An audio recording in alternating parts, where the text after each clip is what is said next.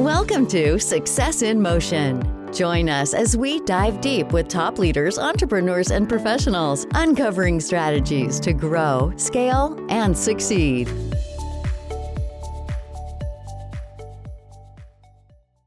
Welcome back to the Success in Motion podcast. I'm your host, Alex Burho, and today we're going to be joined by Ryan McGuinness. Ryan is founder of RPM Realty Investments, and that was actually recognized as the 14th fastest growing privately held company in 2024. So, Ryan, thanks so much for being on here with us. I appreciate you having me on. Can you go ahead and just give us a quick snapshot of what is RPM Realty Investments and what do you do?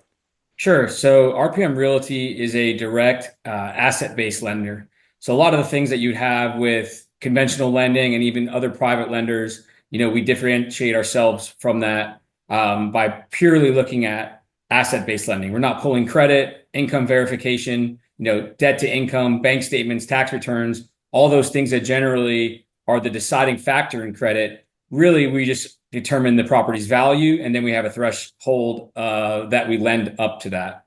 On the other side of it is we're completely private. So generally, when you're dealing with the bank, almost never is the person that you're talking to going to approve the loan, also going to wire you the funds, and also deal with the servicing of the debt, of the note going forward. We do all that in-house, so it allows us to work extremely fast, full underwriting and processing the loan in maybe an hour or two versus literally 30, 45, 60 days at a traditional bank. Yeah, that's incredible. A 1 hour approval. How have you guys made it work so you can get that approval within an hour? Yeah, well, so a lot of the underwriting, such as all the things that I said, we don't take into consideration. It's very time consuming, right? To look at somebody's tax returns and see how much they make, and if they're writing this off, what do they really make? And there's a lot of depth there. Credit profile, if they were late on a payment, why, or what is the story behind that? Bank statements, trying to go sift through all those as to what are recurring charges or one-time charges. So all those things are very, very time consuming. When we eliminate all that and just need to determine the property's value during that, couple hour underwriting process, hopefully we, have an appraisal already, or we can determine that valuation ourselves, or we can approve the loan subject to an appraisal and then order it at that point. But at least the borrower knows, hey, here's what we can do subject to this appraisal. That's awesome. Now, how did you come up with that idea? Because it is rather unique, rather niche. Yeah. So prior to lending, my background was construction and development and house flipping, and I saw the need for a no-nonsense lender. There's just, due to regulation or other things, there's so much that falls into lending that doesn't necessarily protect the lender. Really, at the end of the day, we're concerned about down payment and keeping the LTV, the loan to value, low. Because you could have a really good person that a bad thing happens to them, their health, their business, divorce, and all of a sudden their problem becomes yours. When I'm lending on average 55% of a property's value, there can be an economic downturn. They can have unfortunate things happen to them, and it doesn't really affect the level that I've lent at. That's great. And it's really cool you've been able to, again, narrow it in so much. So what would you say has been something that you found, we'll say, easy as you've been growing in this lending space? The sorts of capital, since we are completely private, there's always that risk that, hey, we don't have the money to fund these deals. But by having more than a decade of lending track record, 15 years of business track record in that company, the floodgates of cash have fortunately come in. And as things are getting shakier in the market, stock market, and some would say the real estate market as well, people, when they were generating 10, 20% returns in the market year over year, stock market, and we would present them with a high yield return, they would say, oh, well, why? Because I'm making more there. Now people are realizing, as the market has retraced about 10% overall, they're realizing, hey, maybe those days are flat or over or down, or there's some risk to get that upside. Whereas with us, I would say it's as riskless as possible based on the parameters that we lend on. Yeah, that's great. And I'm sure they love hearing better returns than what they're currently making. Sure. So what would, for someone who wants to get into the lending space or is in the lending space trying to expand, what tips or tricks would you have for them? Yeah, well, first of all of our lending partners, the people that we work their money for them, we're always taking on additional capital. So we cut out a lot of the homework and the risk and the headaches and the learning curve again, a 10-year track record in the lending space. So they could invest with us. But if they really want to do the homework on their own, the hardest part is finding the borrower, right? That is okay paying that yield, but also has that money down. There's a lot of mistakes. I see people lending on rehab or higher loan to value. And I think as an amateur lender, they may appear to be okay deals or good deals, and they should work out. But if all of a sudden something bad happens to that borrower or an economic downturn or real estate downturn, those amateur lenders are really going to be underwater quickly. Absolutely. So what do you guys do to help kind of protect your lenders and basically protect the capital that you're sending out? Yeah, so all of our deals, myself included, and our lending partners, because I co-invest personally in every single deal, we're getting a first lien mortgage on that property. We're getting a lender's title policy guaranteeing the enforceability of the mortgage. We're obviously on the loss payee on the insurance, so if there's any claim of anything like that, we would be paid out, before the borrower, essentially. So really, we're locked in every way we can. That's great. And it sounds like you've really figured out how to really protect yourself and make sure everything goes well. Yeah, I mean, we don't need to do deals, right? So we're just taking the cream of the crop, the best deals. Unlike a big corporation where I got a manager breathing down my neck and saying, hey, push through these 15 deals, or a broker who really doesn't have the best interest of their capital source. Because if you're working for Bank of America and you're a mortgage broker there and a deal goes bad, do you really care? I mean, it's shareholders or whatever, however it is set up. This is my friends and my family and my best business, colleagues that I'm working their money. So unless it's a cream of the crop deal, that we're just going to pass on it and somebody else can fund it. Yeah. So I'm going to turn this a little bit personal for a second. What would you say has been some of the things you have learned as you've grown this business, as you've stepped into this space? It just goes back down to my core fundamental business values. We always, me personally, I always do 100% of what I say I'm going to do. Whether that be a very small personal thing or a large business thing, I feel that by doing that, we've really helped the business grow. And some people might not take a small thing serious, and it's not a big deal to them to perform on that. But that's really how I've laid down the foundation of the company and my own life. So I think it's worked out well. Yeah. And again, if you're acting with integrity, everything will work out okay. Sure. So I love that. So what would you say has been some of the challenges for you guys as you've been growing? So the harder part of our equation is the borrower base, right? That's our limitation. So we're fortunate to be well capitalized and we have the capital for whatever deal flow would come in.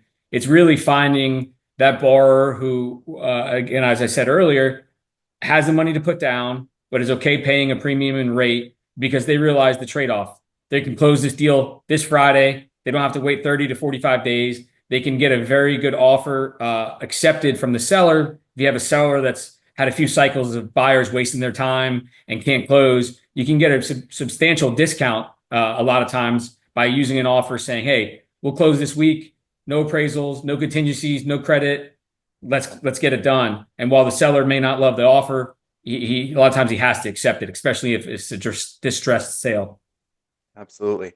So you guys were recognized again as that 14th fastest growing privately held company. How were you guys able to achieve that growth, or what have you done to be able to grow as rapidly as you are? Yeah, so the company really sells itself. We don't advertise. We pay referral fees for any deals that are sent to us, so people are incentivized to advertise. But just by doing good work on a deal where we save it, right, and a conventional lender has let a borrower down, and they think they're acquiring this property on Friday, and they've made all these plans to acquire it and get everything lined up, and then on Wednesday, their commercial bank or other lender, says they don't have the funds or they can't approve it or this changed or that changed, and we throw together the deal in 48 hours and we close it. Everybody in that deal is telling everybody about us, right? You have brokers and agents and lawyers and title companies and borrowers and buyers and sellers. So they see that and they're going to tell everybody about our service. Where if the deal just went smooth with their conventional lender, who cares? That's how it was supposed to happen. So it's not necessarily something they're going to tell everybody about. So by doing, more than 1,000 deals, all in that, rush status, it really is a free advertising for us in a sense. Yeah, absolutely. Again, you do a better job, they're going to keep sending people your way. Sure. So, as you're working in again this asset acquisition or asset loaning, a lot of people are looking to build passive income. They're trying to look at acquiring real estate or other things. What have been your thoughts on increasing passive income? Yeah, so that's what our program is designed for, and that's actually how I got into the lending space. Around 2015, I was flipping houses and doing construction, and I wanted a way to still make the yield in real estate. I do like real estate because it's a tangible asset, but not, have all the headaches associated with flipping and buying and everything that goes with that, right? Whether it be labor shortage or cost of goods or tariffs or there's a million hot topics as to why a construction deal can go wrong. You didn't realize the AC was bad, the foundation was bad, the roof was bad, all that. So I was looking for a way to still have the yield, and I really started lending then. And then as the company grew, I didn't have unlimited funding, and I took on what we call lending partners. So we underwrite, we manage it, and we service everything from A to Z, because most of our lending partners don't have the care or the knowledge or the time to do that. So it's truly a way to be in real estate, create that passive income, not have to worry about real estate or market fluctuations. They were getting a fixed return. And the ultimate upside would be a foreclosure, which normally is bad in lending. But if we're lending 500,000 on $1 million house and something bad happens, I would urge our borrower to sell the property for 900 or 850 or get out of it. But if they just bury their head in the sand and don't do anything, we have the right to acquire that property that's $1 million for basically 500,000, with all that upside as well. So it's definitely a way to not be swinging the hammers and dealing with all the nuances of flipping properties, but still having that steady stream. Absolutely. And I love how you found kind of a way to still be in the real estate world without having to deal with the day-to-day annoyances of it. Absolutely. So, how big is your team as you're doing all these different deals? So that's a funny thing. So right now we have about 101 million in active loans, or about 250 active loans. That doesn't include payoffs and then new deals. That's just what we have current. So if you hear those numbers, you think, man, management team, admins, all this stuff. So I really just work with my two brothers, which people find that's shocking that we don't have a staff of 50 to do all this stuff.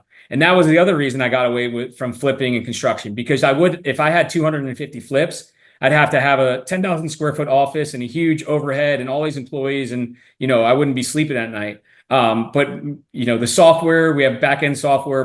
My two brothers do a great job of managing everything. So it's at the end of the day, it's pretty simple, and we run a very lean and mean operation. That's excellent. Again, that's amazing that you are doing it with such a small team. Yeah. Um, so, what exciting things do you have coming up in the next 6 months to a year? What are you trying to do? I think the natural trajectory of the company, it keeps growing and growing and growing. The last 2 years, we've been on the Fast 50. 2 years ago, we were number 45. Last year, we were number 14. It's going to be difficult to keep the trajectory of that, but the mass amount of the deals, keep coming in. We have, been approached by different groups of possibly some sort of buyout or partnership or something like that. So the future may hold that. But if that doesn't pan out, we are completely happy. And I love going to work every day. I love getting up. I'm excited about what deal is going to come in. Somebody's calling me because they're not calling me to rate shop me. They're calling me because I have to save their deal in hours or days, and somebody, else has dropped the ball. So it's exciting lending to me. Like I can't wait that later today I'm going to get a call and it's like a disaster for that person's life, and I need to put the puzzles together and get it funding for them. So really just keep advancing that with the company, and keep to our core model of the speed that we work at, and I think it'll all be an exciting future. Yeah, I imagine it definitely will be. So, as you are doing things at such a quick speed and just the three of you working, are you guys able to take on a lot of deals at once, or is it one of those you just kind of take them as they come? No, we offer that instant service. So as soon as somebody calls for us, we're right away analyzing it. Once we approve it, we really turn it over to, our attorney and legal team. So they're not necessarily employees, obviously, but they handle the closings. So it allows us to really just, our job is to, determine the deal, if we want to do it, what we're lending on it, and then if we're funding, who's funding that deal, whether it be us or a lending partner or a combination of it. That's the kind of the process for the three brothers. Okay, I love it. It's great. So, as we're wrapping up our interview, again, you've shared a lot of really great stuff with us. If someone wants to reach out to you and learn more or talk to you and pick your brain a little bit, what would be the best way to get a hold of you? Yeah, they can reach out to either the business or personal Instagram. The Instagram for the company is RPM Realty INV, like invest, or the personal Instagram is Mr. McGuinness, MrMCGUINNESS. They can also see the deal flow that we have on there, so they can see multitude of our deals, what we pay out to our lending partners every month. It's all very transparent and clear, so they can get a better understanding of exactly what we do. I love it. Well, again, thank you so much for sharing your thoughts and your tips and tricks with us today. Thanks a lot. Appreciate you guys having me on. Thanks for tuning into Success in Motion. Want to share your story? Visit successinmotionpodcast.com/guest to apply and be featured on the show.